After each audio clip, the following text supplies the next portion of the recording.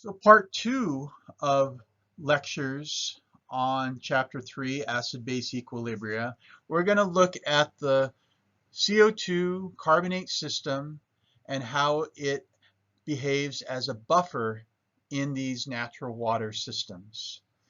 And so the ocean and natural waters, it is buffered by the CO2 carbonate system.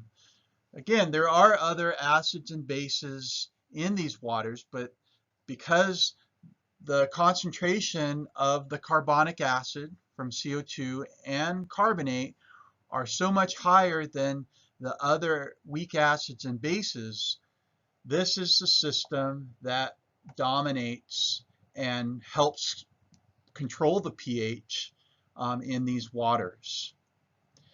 And so we're going to be using the buffer equation or Henderson-Hasselbalch equation.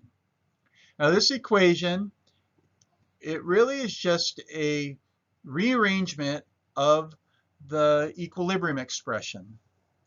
We could do the derivation if you like in my office hours. It's pretty simple, where we can convert the equilibrium expression that is for the dissociation of a weak acid. We can rearrange it and we get this equation here, where the weak base, we could say, is A minus, and the weak acid is HA. And so we're looking at the ratio of these concentrations, and they are going to affect the overall pH of the solution. We also have the pKa, and so we have been dealing with equilibrium constants for a couple weeks now, but we're going to find that if we take the negative log of the K value, that it's actually easier to interpret for us. We don't think very well in exponents. And so we're going to take the negative log of the Ka, and that is what the pKa is. If you P anything, it's you taking the negative log of that. And so when we take the negative log of the hydrogen ion concentration, we get the pH, right? So this is negative log of H plus concentration. So nonetheless, we're going to find this buffer equation very useful in doing calculations. And one point to make, and it's very important to realize because it kind of centers us on what the system is like and how it's behaving, is that if the concentration of HA and A minus are equal, so if they are the same, then the pH is equal to pKa. So that is an important revelation for us, and we'll be using that later in the video. So before we go on, we need to ask ourselves, what is a buffer and what is meant by buffering capacity? Both of these definitions here, buffering and buffering capacity, are important as we go forward. So you might want to stop the video and come up with your own definitions of these, and then I'll share you my answers.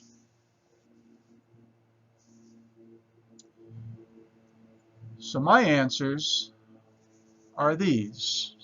So a buffer is a solution that resists a change in pH.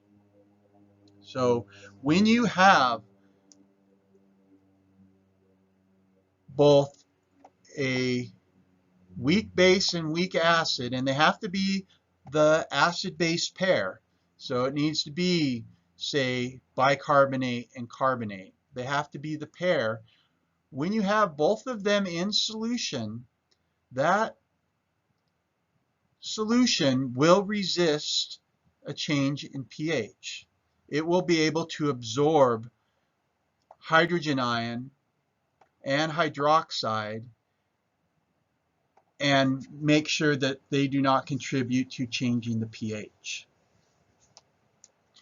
So the buffering capacity is the amount of H plus and hydroxide that can be absorbed or that can react with the buffer system such that the change in pH is less than 1 unit.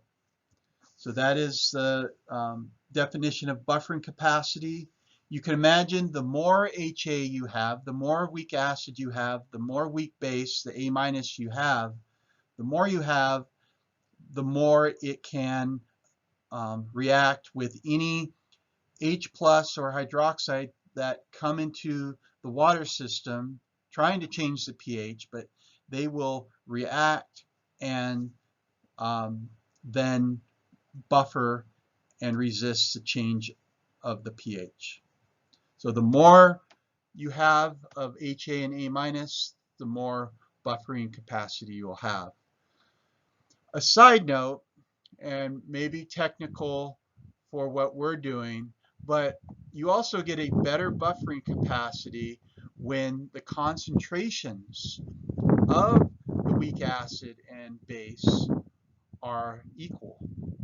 So you would have to do calculations to kind of convince yourself of that. But when they are equal, when this ratio is 1, that is where you get the best buffering capacity and you make the best buffer. So let's look at our CO2 carbonate system. And so you should be able to reproduce this and understand all of what's going on here. And so let's start in the atmosphere. In the atmosphere, we have 412 parts per million of CO2. And that is as of yesterday. We could write this parts per million as a partial pressure of CO2 in the atmosphere. It's 0.000412 ATMs. And I calculated that by just taking the definition of parts per million, which is, again, it would be 412 parts of CO2 per million parts of air. I assumed 1 atmosphere, and in doing so, I get this pressure of CO2. So that pressure of CO2, that can be used in Henry's law, where Henry's law, it says that the pressure of a gas above a liquid will generate a certain amount of that gas dissolved in solution. And how much will actually dissolve depends upon the equilibrium constant or the Henry's law constant for a particular gas. And so this is setting up in the ocean and in natural waters where as we increase the concentration of CO2 in the atmosphere, it will change the amount of CO2 that can dissolve in the ocean and in other waters. And so once the CO2 is dissolved, here we produce carbonic acid. So the CO2 in the atmosphere reacts with liquid water to produce the carbonic acid. This is the Henry law constant that you will use later in the chapter. And this is temperature dependent. Once we've created the carbonic acid, the weak acid, it will begin to dissociate. It will form bicarbonate and H+. It will do so according to the equilibrium constant, which is 4.5 times 10 to the negative 7. And we can write the equilibrium expression for this. I do want you to think about what the value of the equilibrium constant actually means. Remember, it is setting what the concentrations are of the products versus the reactants. And so if we could rewrite this Ka1 value, Ka1 meaning the first dissociation of the acid, we could write it as a ratio such as 4.5 over 10 million. That is the ratio of the products over the reactants.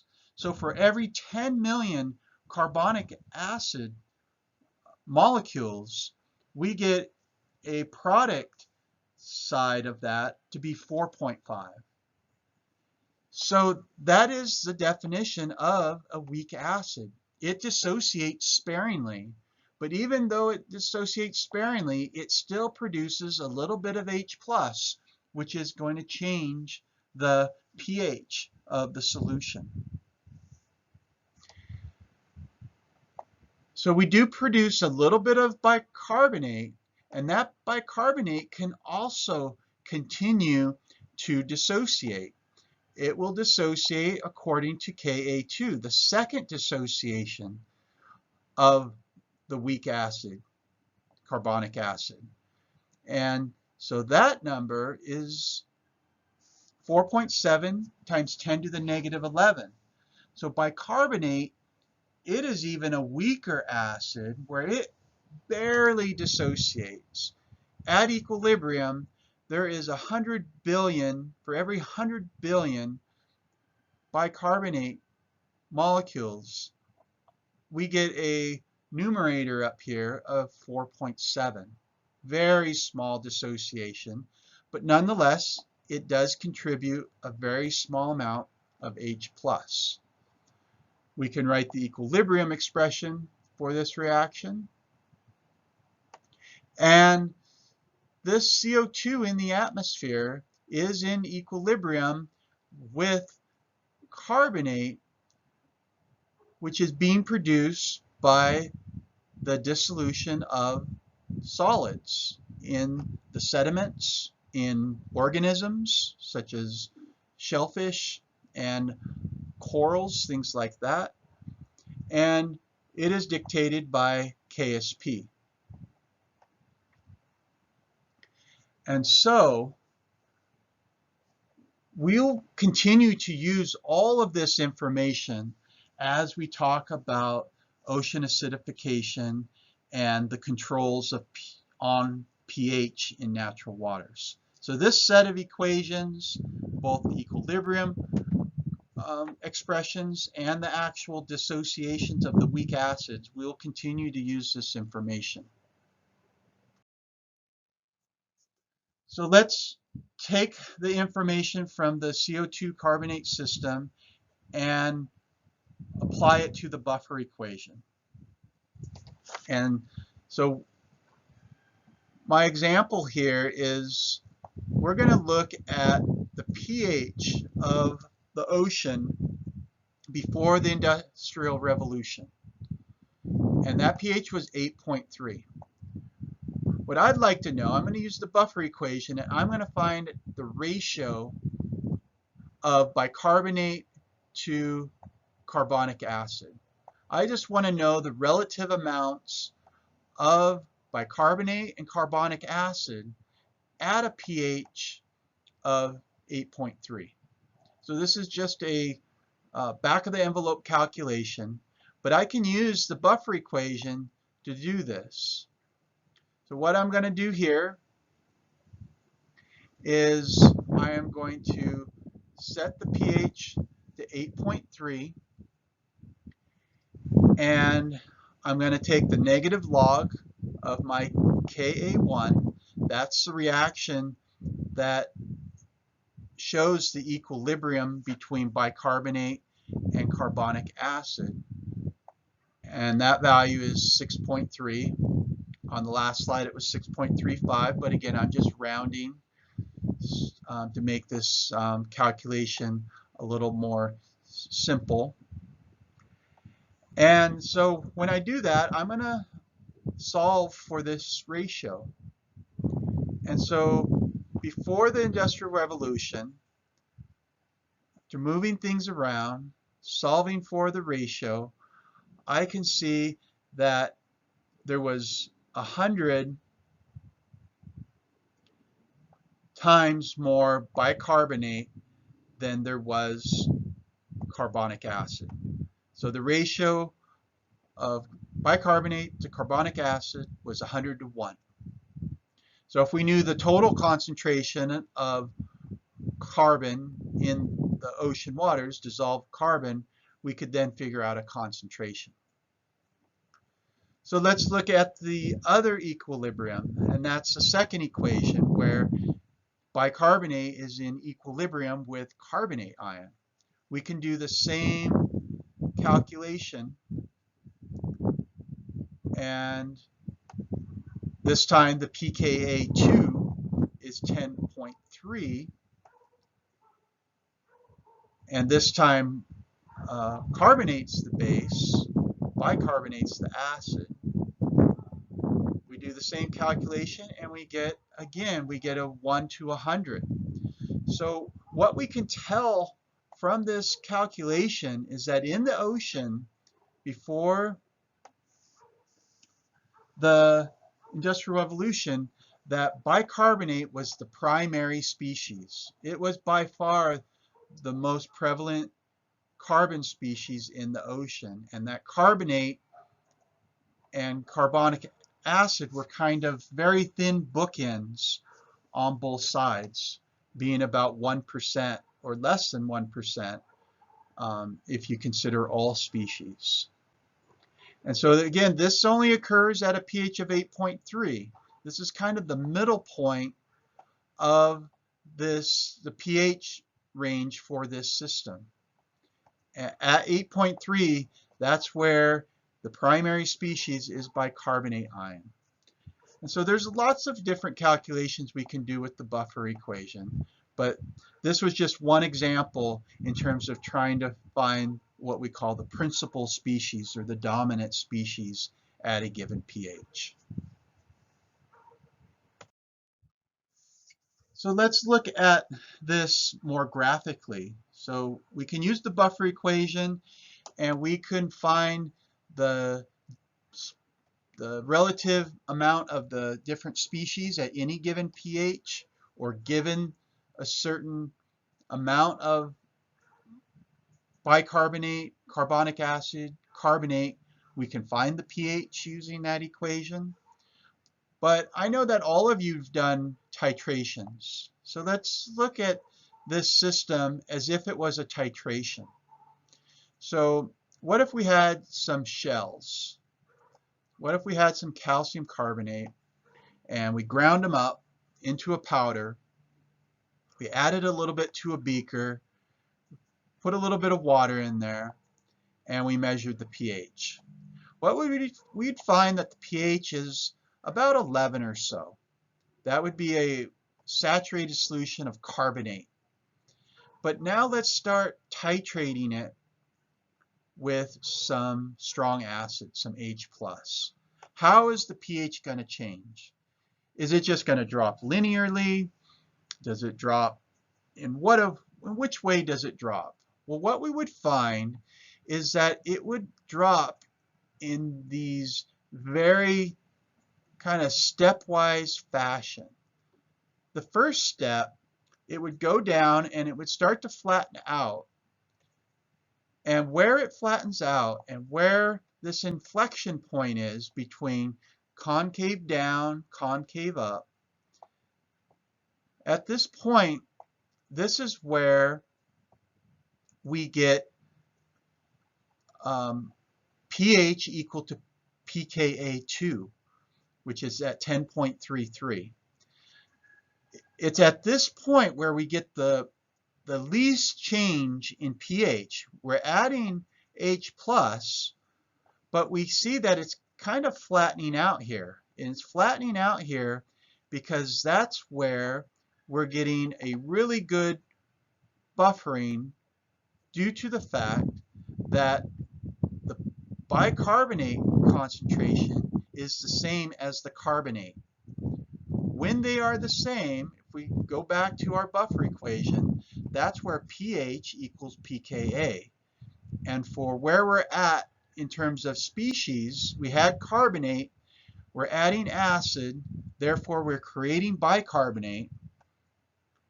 And at this point, we've converted half of the carbonate into bicarbonate so that these concentrations are equal.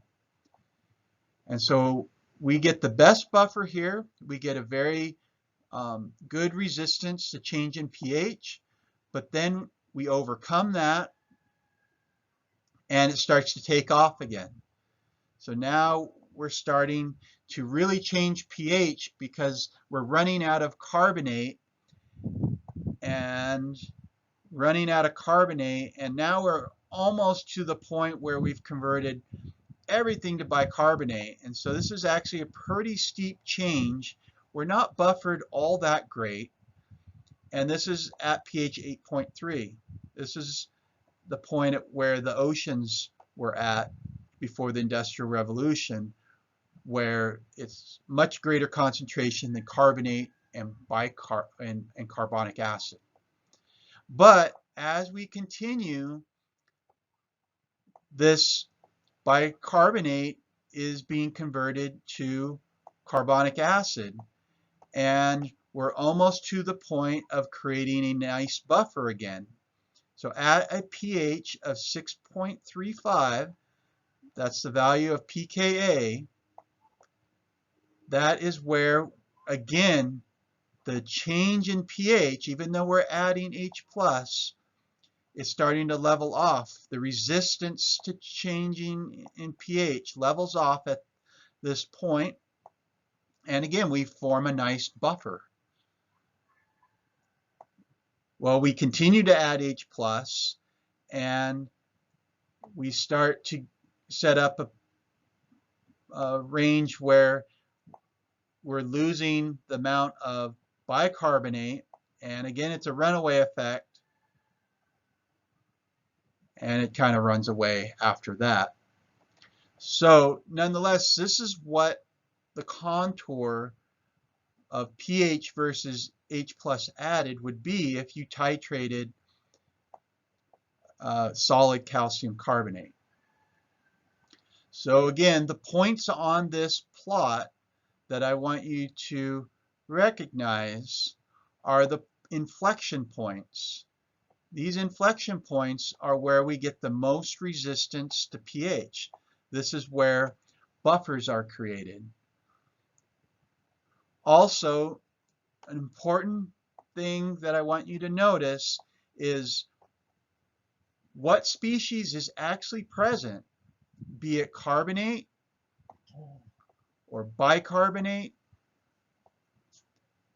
or carbonic acid, that is pH dependent. So my last plot, this is something I would want you to reproduce for any weak acid system. This is what we call a log C versus pH plot. There's a lot of information on here.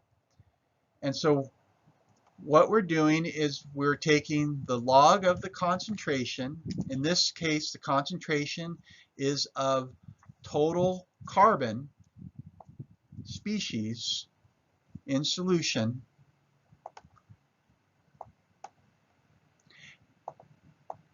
And we are seeing how the species change with pH. So we're plotting pH versus the log of the concentration. And in this case, we're again dealing with different carbon species, inorganic carbon species in seawater. So the total concentration is 2.1 times 10 to the negative 3 molar. That's a true value for total dissolved or inorganic carbon in seawater. And so we're going to convert that to a number that is easily plotted. And if we convert it to more of an exponential number, we get 10 to the negative 2.68. We take the log of that, we get negative 2.68. So at a pH of 1 and 2, all the inorganic carbon is in the form of carbonic acid. So let's walk through this plot, going from acidic to basic. So we're at negative 2.68, and pH 2, pH 3, pH 4, all of the inorganic carbon is as carbonic acid. But once we start to get into near 5 and 6, well, at that point, we start producing bicarbonate. It's basic enough where we're actually getting